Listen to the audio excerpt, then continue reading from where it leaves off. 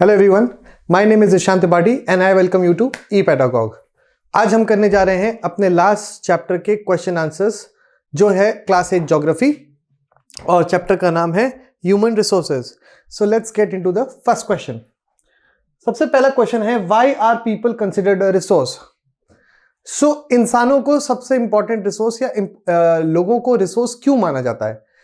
जैसे कि मैंने आपको पहले भी बोला था कि इंसान का नॉलेज अगर नहीं हो या इंसान के अंदर स्किल नहीं हो तो कोयला का एक जो पत्थर है वो हमारे लिए केवल एक ब्लैक रॉक होता है। सूरज से आने वाली रोशनी हमें केवल दिन में उजाला देती, और बहता हुआ पानी हमारे लिए केवल एक बहता हुआ पानी ही होता। बट ये इंसान का नॉलेज ही है जिसके वजह से हम कोयला यानी एक जो काला पत्थर है उससे हम एनर्जी डिराइव करते हैं, सन से आने वाली लाइट को भी हम इलेक्ट्रिसिटी में टर्न करते हैं, और बहते हुए पानी को भी हम हाइड्रो इलेक्ट्रिसिटी में जनरेट करते हैं।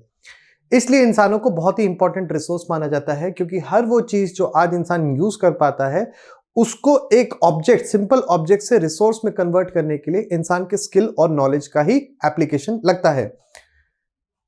यही चीज जो है मैंने यहां पर, आपको याद होगा, ये एक पैराग्राफ है जो मैंने यहां पर ऐड कराया है। ये आपके चैप्टर का पहला पैराग्राफ है जो कि इस क्वेश्चन का आंसर भी बनता है कि पीपल जो है वो एक नेशन के सबसे बड़े रिसोर्स होते हैं।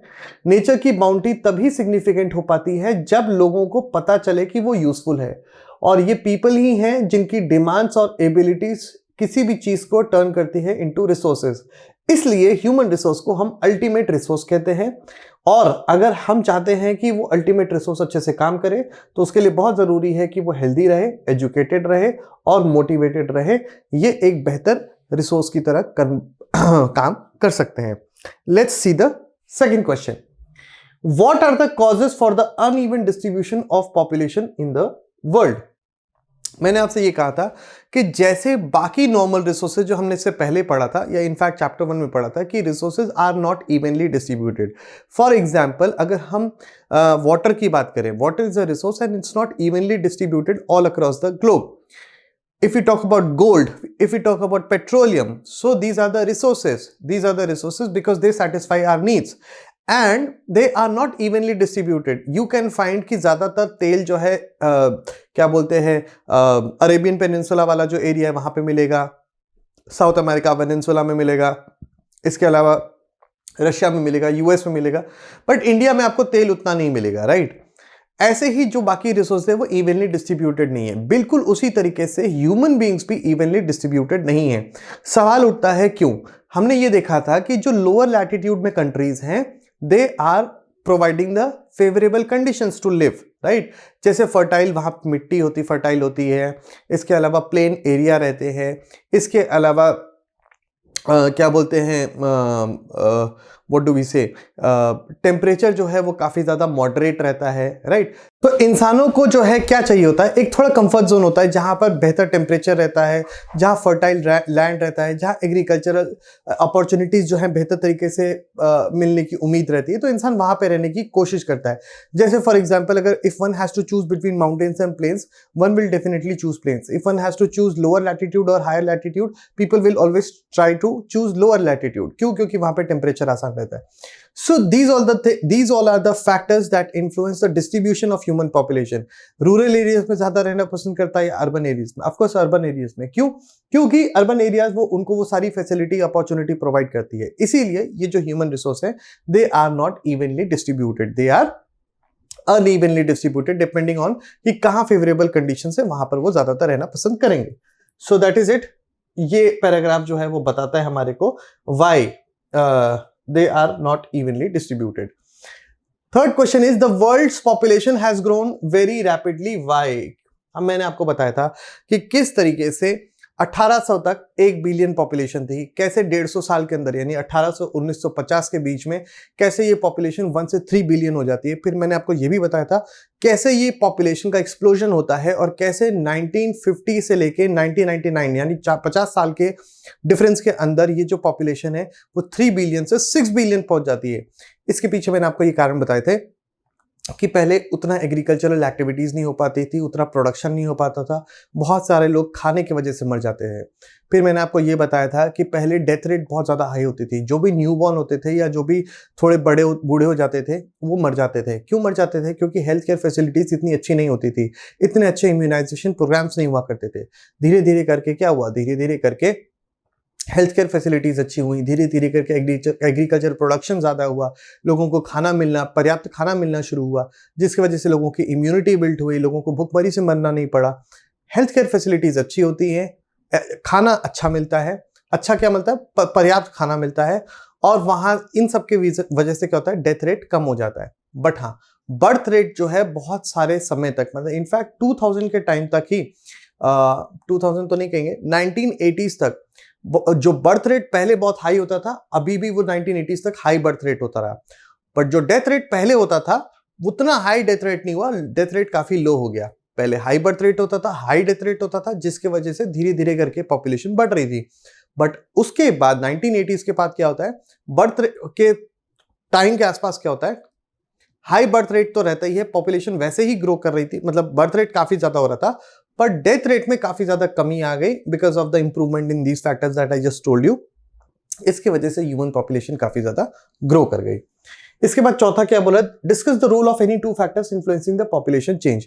पॉपुलेशन चेंज के होने के कोई भी दो कारण बताइए। मैंने आपको पहले ही बता दिया, दो कारण हो सकते हैं, एक नेचुरल फैक्टर्स होते हैं और एक नॉन नेचुरल कह लीजिए या मैन मेड रीजन कह लीजिए।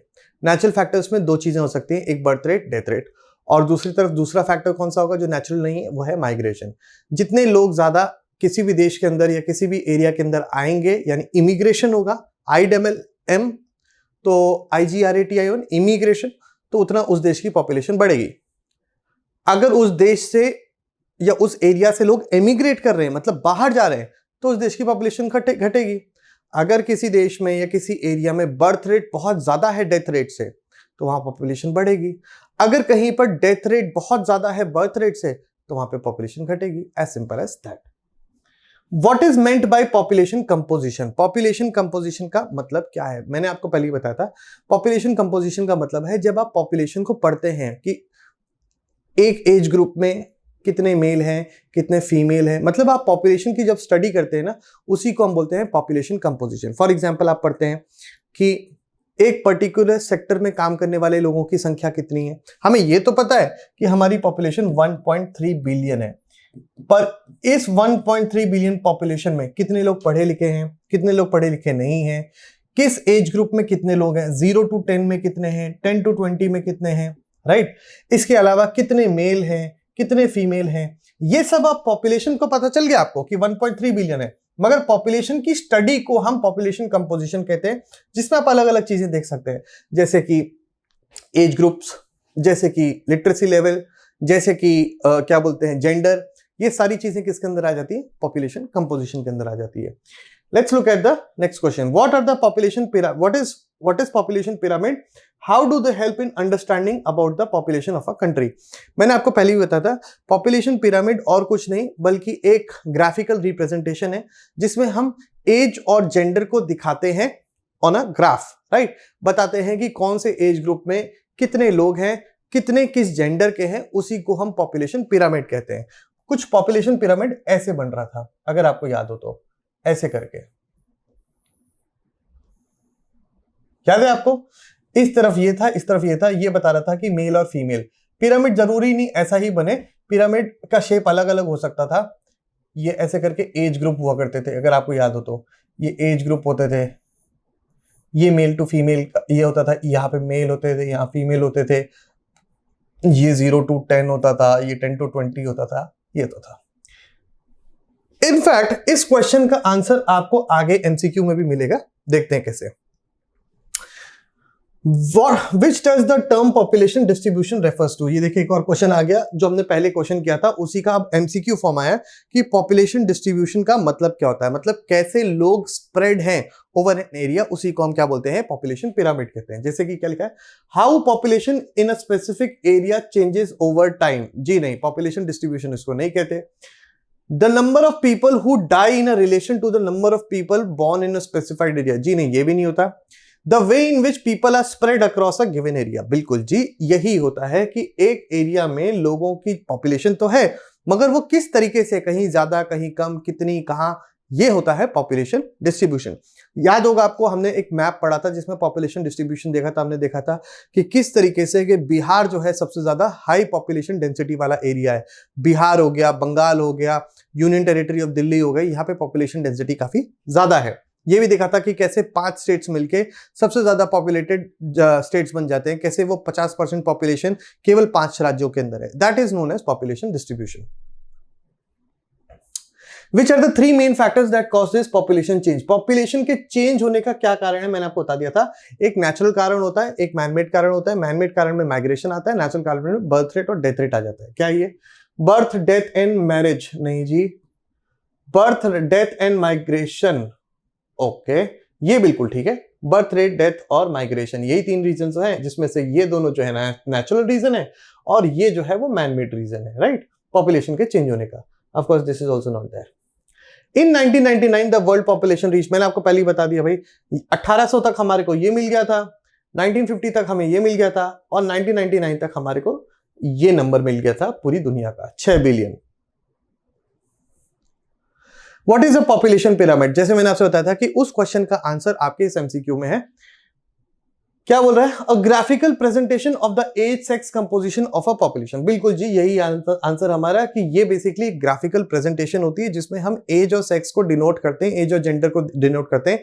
अलग अलग एज ग्रुप्स में कितने लोग हैं पॉपुलेशन के, और उनके जेंडर वाइज उनकी पॉपुलेशन किसमें, मेल में ज्यादा है, फीमेल में ज्यादा है, फीमेल में, मेल में, दोनों में बराबर है।